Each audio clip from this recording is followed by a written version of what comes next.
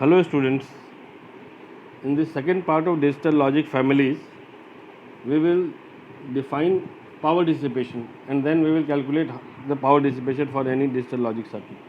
So first of all, let us see, in the previous lecture I have discussed about the fan out and I have calculated the fan out for the circuit. Now this is the power dissipation. So we can say that every electronic circuit requires a certain amount of powers to operate. This is important. The power dissipation is a parameter expressed in milliwatts and represents the amount of power needed by the gate. Now we can say that the number that represents this parameter does not include the power delivered from another gate. Rather, it represents the power delivered to the gate from the main power supply. From the power supply we can say that.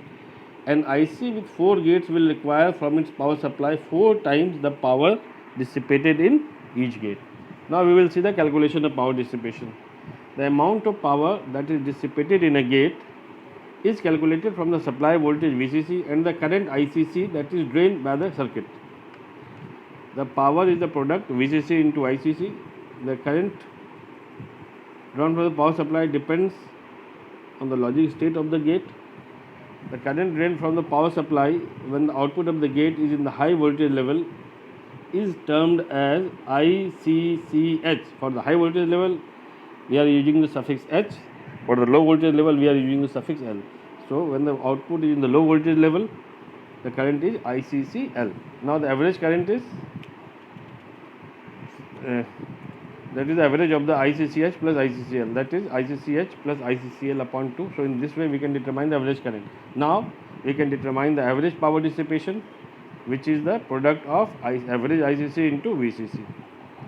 For example, a standard TTL gate uses a supply voltage VCC of 5 volt and has current drains ICCH 1 milliampere and ICCL 3 milliampere. So the average current is 3 plus 1 by 2, that is 2 milliampere.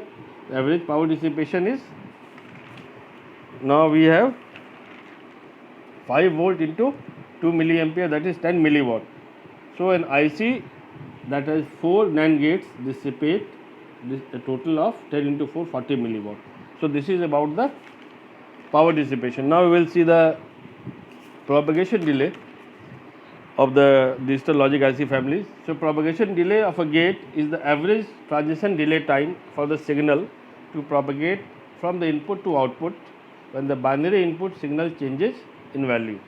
So we can say that the signal through a gate take a certain amount of time to propagate from input to output. This interval of time is defined as the propagation delay of the gate and is measured in nanoseconds, 10 to the minus 9 seconds. The signals that travel from the inputs of a digital circuit to its outputs pass through a series of gates. And we can say that the sum of the propagation delays through the gates is the total delay of the circuit. Now when the speed of operation is important, then each gate must have a short propagation delay and the digital circuits must have a minimum number of gates between inputs and outputs. Now we will see the calculation of propagation delay. Here this is the simple measurement of propagation delay. This is the input signal, output signal. We can say TPHL from high to low transition, TPLH from low to high transition, that is from the output. TPLH means, HL means output transition from high to low and TPLH means output transition from low to high. So in this way we can determine TPHL and TPLH. The average propagation delay time,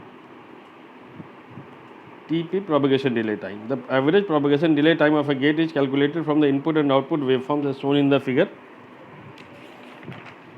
The signal's delay time between the input and the output when the output changes from the high level to the low level as seen in the figure is referred to as the TPHL.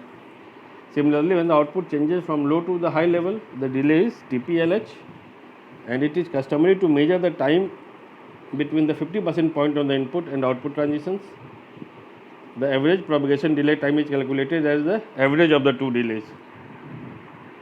So we can say that the example, the delays for standard TTL gates are TPHL 7 nanosecond and TPLH 11 nanosecond. Then the average propagation delay of the gate is TPHL plus TPLH upon 2, that is 7 plus 11 by 2, that is 9 seconds. Thank you.